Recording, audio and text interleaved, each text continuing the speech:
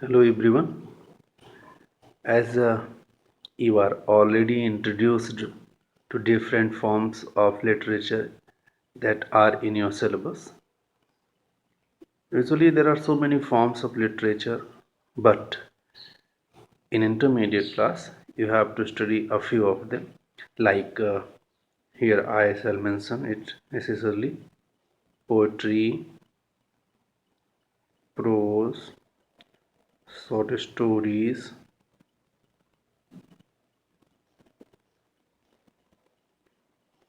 play. These are basics. These four forms of literature you will have to be introduced again in your intermediate final class. Well, because you are already introduced to it, therefore there is not much to talk about. But again, I shall introduce it a bit so that you could start this lecture of literature in your class. For the first, I shall talk about poetry just because you can see here I have taken the first chapter of your poetry, that is Character of Happy Life by Sir Henry Wotton. Here, poetry, as I have already explained you, is a symbolic language. In fact, it uses literary language. There is a very great difference between Well, once again, I'm back. Actually, I was talking about poetry. It uses symbolic language. It uses dignified language. I mean, ornamental language. Therefore, sometimes it is very difficult to understand.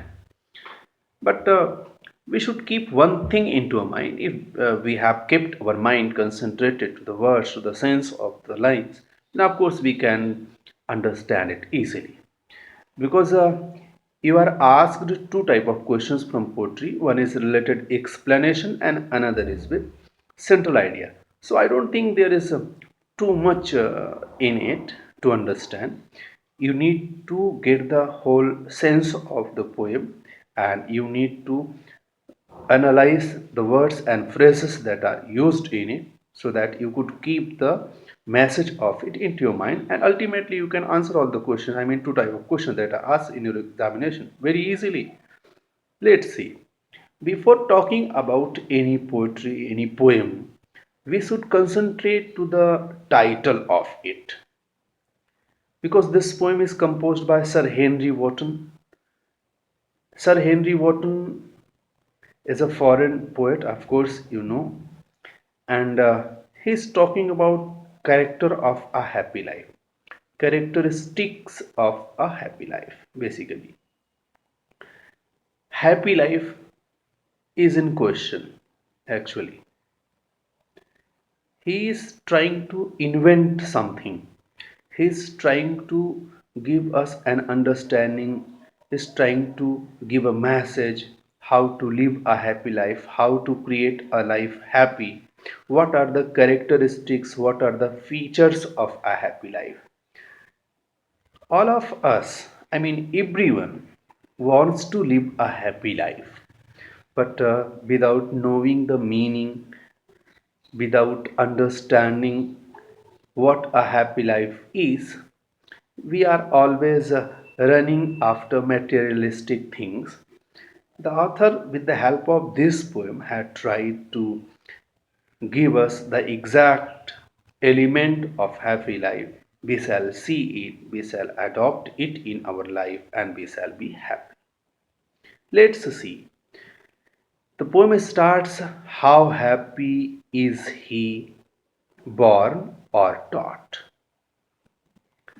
Let's see the very first line. The first line, how happy is he? It has an exclamatory sense. The line has an exclamation. How happy is he? It means He's very happy. He's extremely happy. He's so happy. Then who is this he? Born or taught. And says that serveth not another's will. Who is he? That serveth not another's will. Let's leave born or taught for a moment. Let's see just this part. How happy is he that served not another's will? What does it mean? It simply means a person who does not serve. Serve means, here the word serve means follow.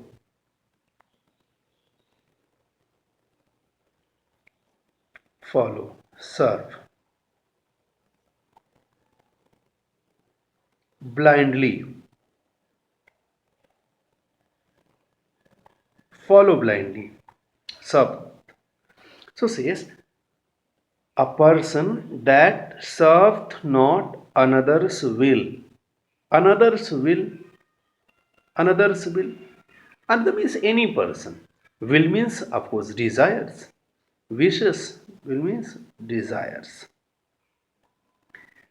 Over here, poet says, a person is very happy, extremely happy, that does not follow blindly another's will, anyone's desires. Actually, there is a great suggestion over here to all of us. Generally, we decide our goals according to the goals of our friends, according to the goals that were decided by the students of our class. This is. But over here, the poet is suggesting us this is not good. This is a blindly followed person, a person who decides his or her goal according to his friend's goal, according to the goals of his neighbor, according to the goals of the students of his own class. It means he is following him blindly, and this is not good because you have a different emotion, you have a different likes and dislikes, you have a very different thinking. Your wisdom, the demand of your wisdom is unique from another people. Everyone has his or her own unique ideas, unique thinking, unique need. Therefore, according to that unique thing, we should decide our goals as unique. We should not follow anyone blindly. Look here, born or taught. Sometimes this happy person is born. He says a happy man can be born happy. That's subnatum. Sometimes from the birth, a person opposes all the things. Opposes all the things means he questions all the things. Actually, I shall try to give an example over here. From the very birth, we are taught, we are made learn so many things from our mother, from our parents, I mean. But as we grow up, we question it, and then we find some logic behind it, and then if it is acceptable, we accept into our mind and we proceed. This is the way. I mean, to use our own wisdom is the symbol of being independent. So, in these two lines, the author is appealing us to be independent by our mind. Why? Because this independence provides us happiness in our life. So says a person who is born happy or taught happy. I mean, this happiness in life can be taught to us. Who can taught and how can it be taught to us?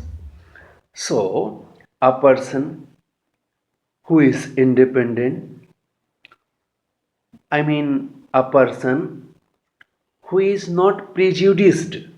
I have used this word prejudiced. Let's see. Prejudiced means I'm writing in Hindi Purvagrahi. Purvagrahi, a person who has decided in his mind something according to his previous ideas, whatever he has told.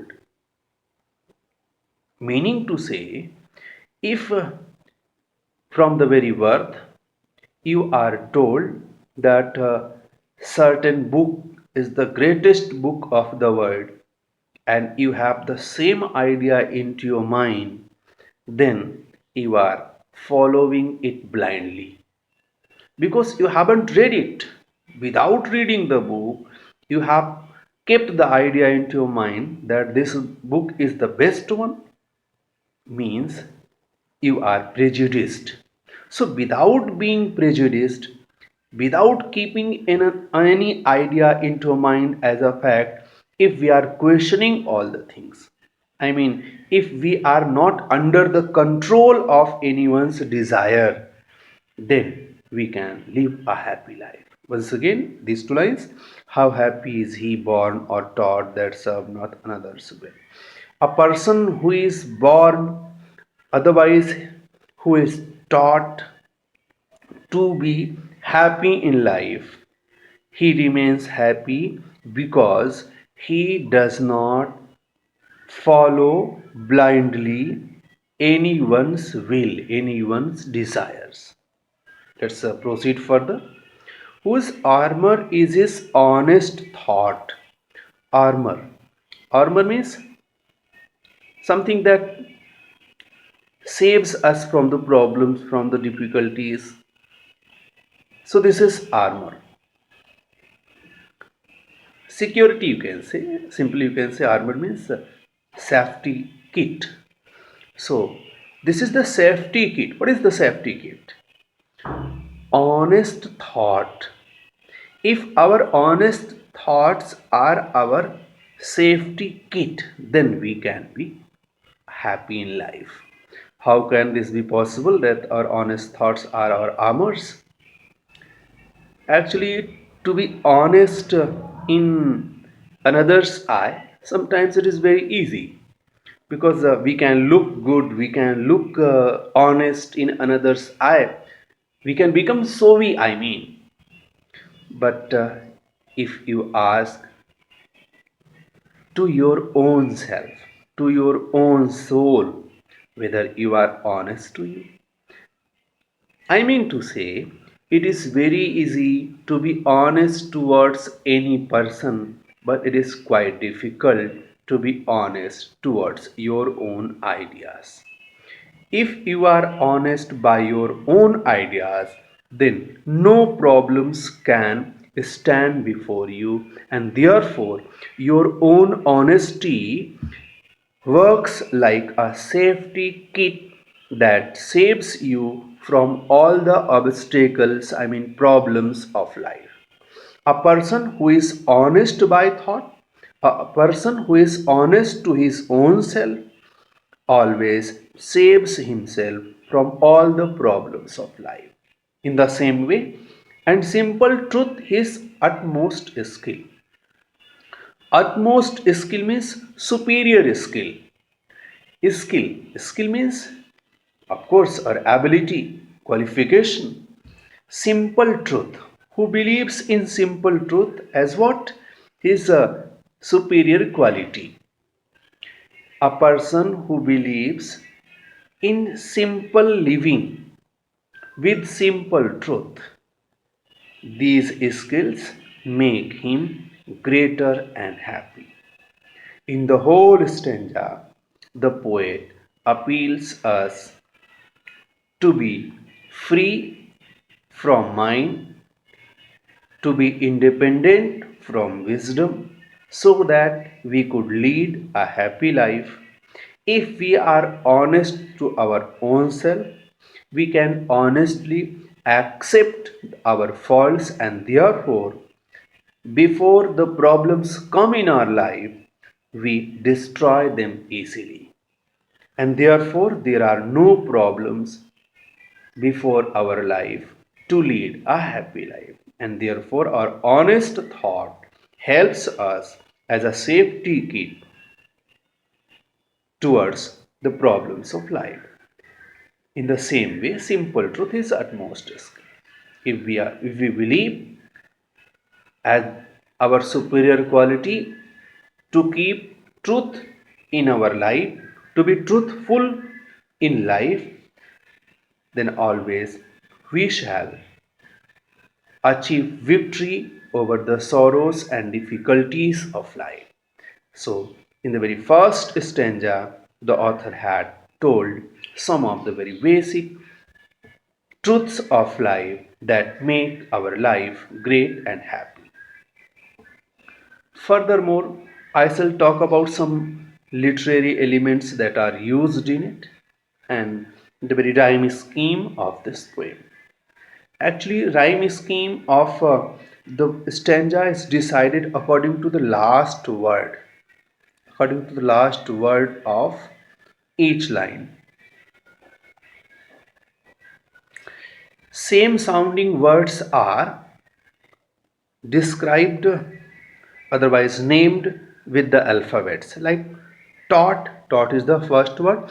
We shall denote it with the alphabet A. Will, sorry, there is no will.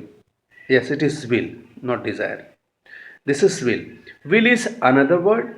It is not same sounding, it is different from tot. Therefore, we shall write V, not A. It is V.